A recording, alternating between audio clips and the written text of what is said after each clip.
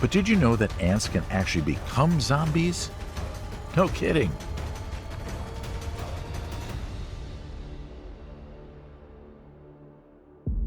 A typical zombie apocalypse scenario we see in movies is an infection that turns people into creepy, mindless creatures.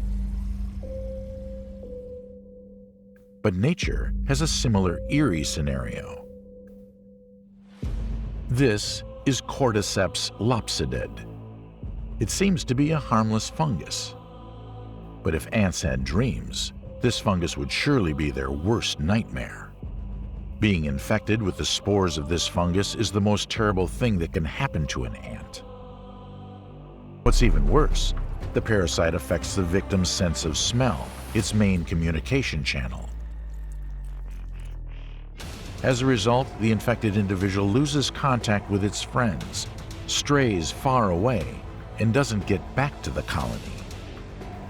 At this stage, the fungus already controls its behavior, looking for optimal conditions to fully mature. Eventually, the fungus causes the ant to find a cool, damp spot and bite down on the bottom of the leaf on the branch. Once the ant bites the leaf, it can no longer let it go, as the fungus blocks muscle function. The fungus keeps on growing inside the ant's body until it eventually pierces its head and releases new spores.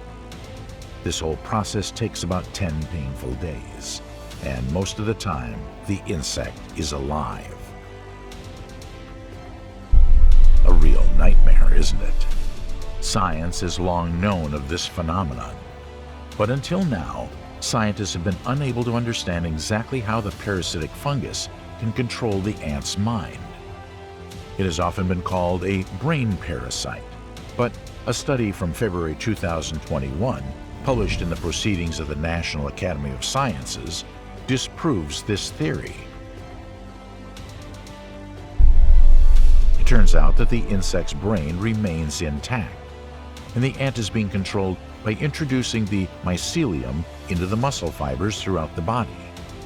In fact, an affected ant becomes an exoskeleton and a means of fungus transportation, while ant tissue cells are partially replaced by fungi.